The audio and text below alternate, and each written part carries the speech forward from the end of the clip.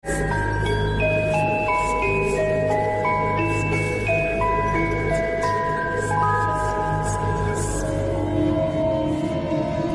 guys, welcome back to my channel. Nama aku Rio, and this is The Mirror.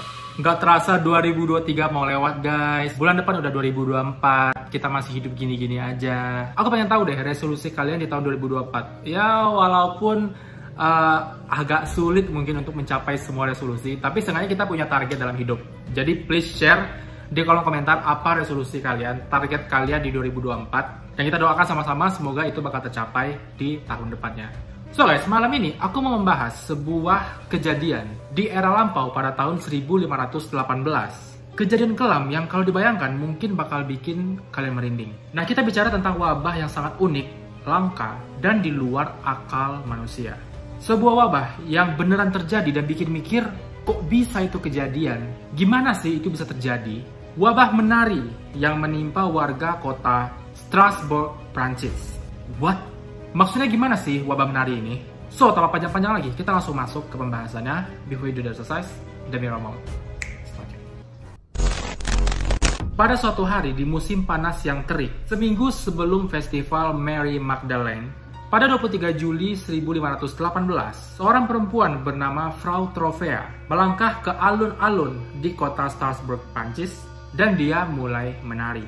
Awalnya orang-orang di sekitar itu hanya melihat sebagai tontonan hiburan. Tapi kok lama-lama makin aneh tariannya. Mereka sedang menonton seorang perempuan yang nggak mau dan nggak bisa berhenti menari. Dia bahkan udah menari hampir 1 minggu, dan Frau hanya tidur beberapa jam di tengah lapangan itu, kemudian bangun lagi hanya untuk melanjutkan tariannya. Orang-orang udah ngelihat dia jatuh, tersungkur, terus berdiri lagi untuk melanjutkan tariannya. Pada hari ketiga, sepatu Frau telah basah oleh cairan merah yang keluar dari kaki-kakinya yang sudah hancur. Kakinya lecet dan lututnya gemetaran. Matanya kelihatan sulit untuk dibuka. Keringat bercucuran, wajah pucat, tariannya loyo, membuktikan kalau si wanita ini udah nggak sanggup lagi untuk menari. Tapi sekali lagi, dia nggak mau dan nggak bisa dihentikan. Dia menari tanpa ada musik yang mengiringi, tapi pada akhirnya, Frau berhenti menari karena dia sudah meninggal dunia karena kelelahan. Dan dia meninggal setelah dilarikan oleh warga ke gereja terdekat untuk diberi pertolongan. Nah, pada bulan Agustus 1518, mulai merebak nih wabah tari yang pernah menimpa si Frau Trovea. Awalnya hanya berjumlah 30 orang yang mulai menari di tengah-tengah kota. Tapi kemudian langsung berkembang pesat menjadi lebih dari 400 orang. Mereka nggak bisa menjelaskan apa yang terjadi pada diri mereka. Mereka menari seolah-olah dipaksa dengan kaki yang berlumuran cairan merah dan tungkai yang berkedut.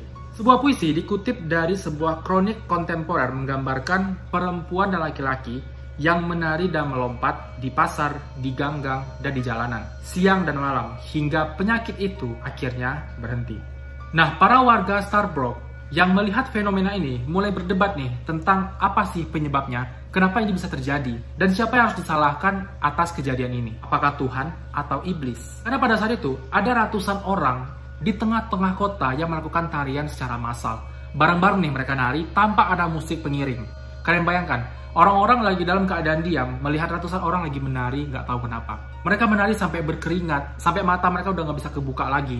Kaki mereka udah penuh dengan warna merah, cairan merah, karena kaki mereka lecet, luka. Beberapa dari mereka ada yang udah jatuh, bangun lagi cuma untuk nari. Dan diperkirakan sebanyak 15 orang per hari meninggal dunia karena wabah tari ini. Seorang penulis menerangkan bahwa para penari ini dibawa ke kuil Saint Vitus di luar kota, mana mereka diberikan salib kecil dan dipasangkan sepatu merah, yang mungkin semacam ritual keagamaan gitu untuk membantu mereka. Mungkin dikira kerasukan atau gimana ya. Tapi hal ini sama sekali nggak membantu. Semua nggak berguna dan tetap aja para penari ini meninggal dunia. Dalam 400 tahun sejak kejadian yang menimpa Frau Trovea, which is itu sampai tahun 1918, wabah menari ini masih terjadi. Banyak teori yang sudah diajukan untuk menjelaskan apa penyebab fenomena ini terjadi, sampai-sampai kejadian wabah menari ini menginspirasi para seniman dan pekerja kreatif untuk menginterpretasikan peristiwa ini ke dalam sebuah karya seni di versi mereka masing-masing. Dua karya besar yang mengangkat tema seputar wabah tari ini, diantaranya album Dance Fever karya bintang pop Florence plus The Machine, dan The Dance Tree karya penulis terlaris Kieran Millward Hargrave. Nah, kedua orang ini menggunakan ide yang disebut choreomania yang menggambarkan fenomena menari massal misterius itu. Jadi sebutannya choreomania. Pada abad-abad sebelumnya, peristiwa seperti ini ditafsirkan sebagai hukuman ilahi atau sebuah peristiwa kerasukan iblis yang kemudian diatasi dengan solusi keagamaan seperti prosesi, misa, atau intervensi langsung dari para pendeta. Jadi simpelnya nih, zaman dulu itu masalah kayak gini itu solusinya adalah semacam ruqyah gitu, karena mereka langsung mengaitkan ke keagamaan. 2 dekade sebelum musim panas 1518, seorang tokoh agama Strasbourg yang bernama Sebastian Brand menulis dalam alegori satirnya yang berjudul The Ship of Fools bahwa tarian dan dosa itu merupakan satu kesatuan, dan mereka menyalahkan setan atas semua kejadian yang menimpa para penari misterius ini. 8 tahun kemudian sejak insiden pertama, yaitu di tahun 1526, seorang tabib bernama Paracelsus datang ke Strasbourg untuk meneliti fenomena yang terjadi 8 tahun yang lalu. Nah, Paracelsus ini adalah seorang dokter dan juga kimiawan, dan dialah orang pertama yang menulis penelitian tentang Frau Trovea. Dia juga orang pertama yang menggunakan istilah koreografi untuk menggambarkan penyakit menari yang menimpa Strasbourg tadi. Untuk penyebab dari wabah penari ini, Paracelsus memiliki pendapat sendiri. Setelah melakukan penyelidikan, bahwa suami Frau Trovea, wanita pertama yang mengalami tarian misterius itu, sangat membenci Frau ketika dia mulai menari di jalanan. Paracelsus dan beberapa orang di Strasbourg percaya bahwa si Frau ini memulai tariannya pertama kali di alun-alun itu hanya untuk mengisengi suaminya. Jadi mungkin mereka berantem di rumah, terus si Frau ini mencari cara gimana cara biar suaminya ini mau dekat lagi dengan dia atau mau memaafkan dia, aku nggak tahu masalahnya apa. Dan dia melakukan tarian itu untuk menarik perhatian suaminya. Tapi justru suaminya malah benci sama dia. Paracelsus berpendapat bahwa fenomena ini mungkin lebih bersifat duniawi ketimbang ilahi. Dia menyarankan bahwa loving fans, seseorang yang dapat memicu rasa geli yang naik dari anggota badan ke kepala mereka, sehingga mengaburkan penilaian dan memicu gerakan ekstrim sampai dia kembali tenang. Jadi dari segi ilmu pengetahuan, ini sama sekali nggak ada hubungannya dengan dosa.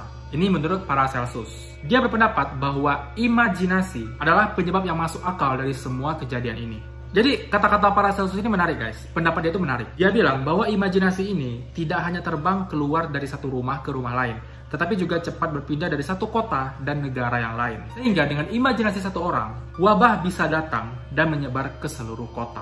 Jadi mungkin kalian paham maksud dari Paracelsus apa, kenapa imajinasi yang menjadi penyebab. Simpelnya itu adalah sugesti guys. Sugesti dari satu orang yang mempengaruhi pemikiran orang lain, yang mungkin punya masalah yang sama atau mungkin kondisi otaknya juga lagi nggak stabil. Melansir dari buku The Dancing Plague, Paracelsus menjelaskan 3 penyebab utama wabah menari ini bisa terjadi. Yang pertama, penyakit yang lahir dari imajinasi tadi.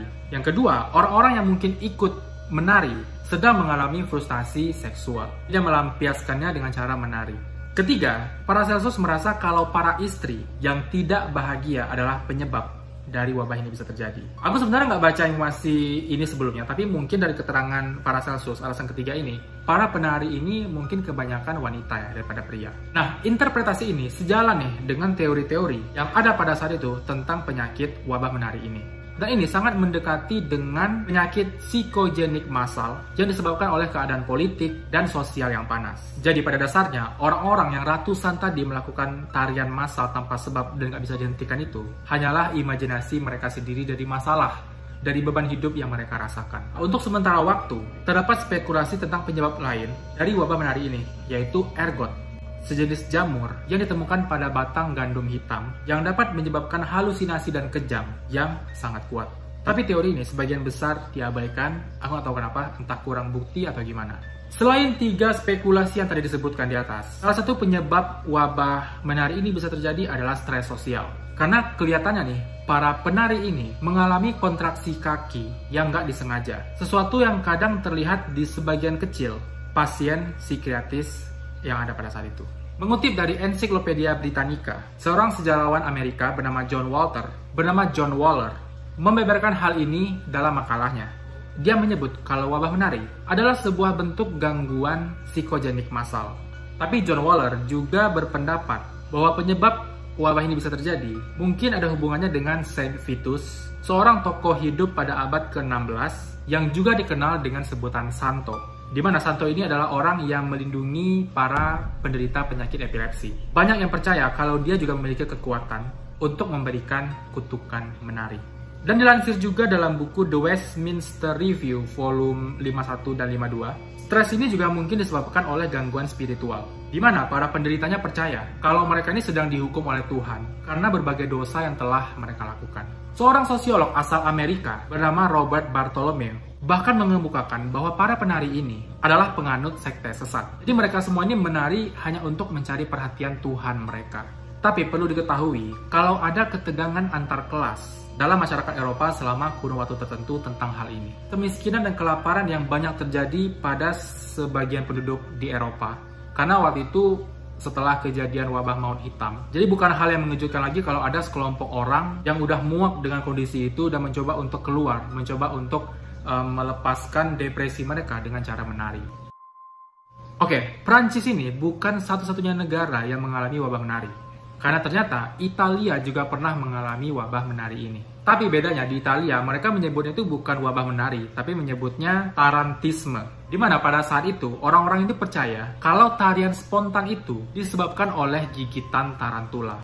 Yes, laba-laba tarantula. Di mana mereka yang digigit oleh tarantula itu akan langsung melakukan gerakan aneh seperti tarian. Dan dikatakan bahwa orang-orang yang menari ini tertarik untuk pergi ke laut. Dan akhirnya banyak yang meninggal dunia setelah mereka menceburkan diri mereka ke laut dan tenggelam. Meskipun gigitan tarantula yang kelihatannya nggak beracun, tapi bagi manusia, khususnya di Italia pada saat itu, kasus tarantisme ini lumayan dipercaya dan bikin histeria. Tapi fenomena tarantisme ini akhirnya berhenti pada tahun 1959. Nah, kira-kira kalau wabah menari ini kejadian lagi, masih terjadi nih, apa solusinya? Apa cara penyembuhannya? Nah, sebenarnya berbagai metode ini sudah digunakan untuk mencoba menyembuhkan mereka yang terkena wabah menari ini.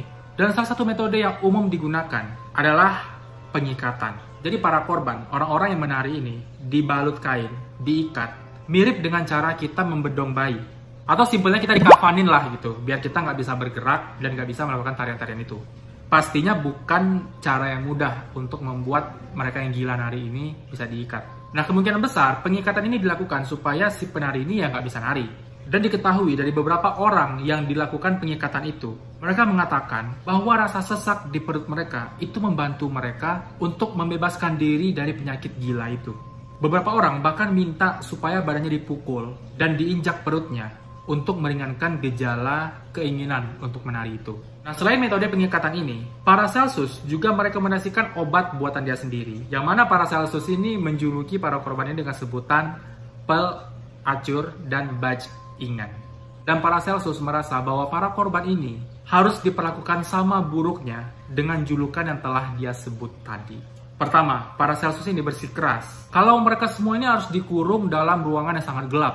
Semakin menyiksanya ruangan itu, akan semakin baik. Yang kedua, para korban ini harus berpuasa dan hanya boleh diberikan makanan sepotong roti dan segelas air.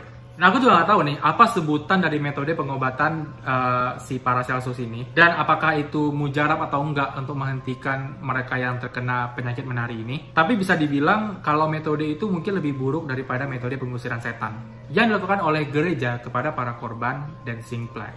Aku nggak tahu ya kenapa si Paracelsus ini kayaknya semarah itu sih dengan korban-korban wabah menari ini. Jadi Paracelsus ini benar-benar menganggap kalau korban wabah menari ini kayak caper doang gitu. Lu tuh pengen cari perhatian orang aja, lu tuh nggak sakit sebenarnya. Makanya kayaknya Paracelsus ini segeram itu dengan mereka. Kayak yang tadi udah aku jelaskan, kalau Paracelsus ini merasa bahwa wabah ini nggak ada hubungannya dengan keagamaan, nggak ada hubungannya dengan setan-setanan, nggak ada hubungannya dengan ritual-ritual. Ini murni kekacauan di otak manusia gitu. Ngakak sih Paracelsus. Oke, jauh sebelum tahun 1518, wabah menari ini udah terjadi sebelumnya di beberapa wilayah Eropa Barat, khususnya di Jerman. Catatan sejarah menunjukkan bahwa pada tahun 1237, sejumlah besar anak-anak terkena wabah menari di kota Erfurt, Jerman. Pada saat itu, sekitar 100 anak mulai menari sampai ke kota Arnstadt dan kemudian pingsan karena kelelahan. Di saat pingsan, anak-anak ini dikumpulkan dan dikembalikan ke orang tua mereka. Tapi sayangnya, beberapa anak ada yang udah meninggal nggak lama kemudian. Dan dikatakan bahwa sisanya yang masih hidup itu mengalami tremor seumur hidup. Dan sampai saat ini, nggak ada yang tahu pasti tentang apa penyebab Atau apa sih penjelasannya sampai wabah ini bisa terjadi? Sampai ratusan orang ini bisa menari tanpa sebab di tengah-tengah kota. Melansir dari buku Encyclopedia of Black Death, wabah menari kembali terjadi di Jerman pada tahun 1300-an. Nggak lama setelah wabah maut hitam terjadi. Dan pada saat itu, para pria dan wanita turun ke jalanan dan mereka menari-nari, melompat-lompat, mengeluarkan busa dari mulutnya dan tampak seperti orang kesurupan. Wabah mania ini menyebar dari satu orang ke orang lain dan beberapa korban bahkan diikat dan para korban mengatakan bahwa mereka sama sekali nggak tahu apa yang mereka lakukan. Mereka nggak bisa dengar apa-apa, nggak bisa melihat apa-apa. Mereka seakan-akan terus dipaksa untuk bergerak, menjerit dan menari sampai mereka pingsan karena kelelahan. Dan itulah penjelasan tentang The Dancing Plague atau wabah menari yang pernah menimpa Prancis, Jerman, dan Italia. Aku mau tahu pendapat kalian tentang pembahasan kita malam ini. Share semuanya di kolom komentar. Nah, sebenarnya nih, sebelum aku ngangkat tentang wabah menari ini, aku punya ide untuk membahas kejadian-kejadian di dunia yang nggak masuk ke logika manusia. Kejadian-kejadian misterius, ganjil, yang kalau dipikir-pikir, kok bisa sih kejadian? Sebenarnya aku udah punya beberapa kisah-kisah, beberapa kasus yang terjadi di dunia yang sulit dijelaskan oleh akal manusia. Tapi karena untuk wabah menari ini punya penjabaran yang sangat panjang, makanya aku bikin satu video khusus. Dan setelah ini kita akan bahas kasus-kasus lainnya yang terjadi di dunia ini yang sulit dijelaskan, nggak bisa ditelaah oleh akal sehat manusia. Jadi stay tune terus, jangan bosan nunggu video aku walaupun sering lama upnya. Tapi aku harap semoga kalian terhibur, kalian mendapatkan sesuatu yang baru dari video-video aku, dan semoga kalian nggak bosan di channel ini ya. So guys, itu dulu video kita. Seperti biasa, klik like-nya kalau suka. Subscribe channel ini untuk berlangganan dan klik loncengnya untuk dapat notifikasi kalau ada video baru. Jangan lupa tinggalkan komentar, kritik dan saran untuk kemajuan channel ini. Dan jangan lupa share video ini ke teman-teman yang lain. Terima kasih sudah menonton dan sampai jumpa di video-video selanjutnya. Bye guys!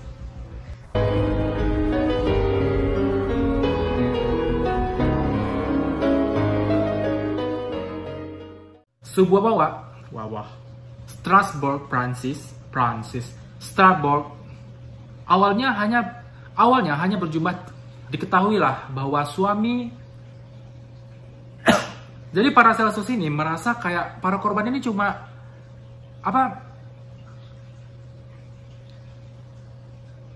kayak yang tadi udah kita jabarkan. Kalau para Celsus ini percaya ini gak ada hubungannya dengan kau. Kayak yang tadi udah dijelaskan, para Celsus ini merasa bahwa catatan sejarah menunjukkan bahwa tahun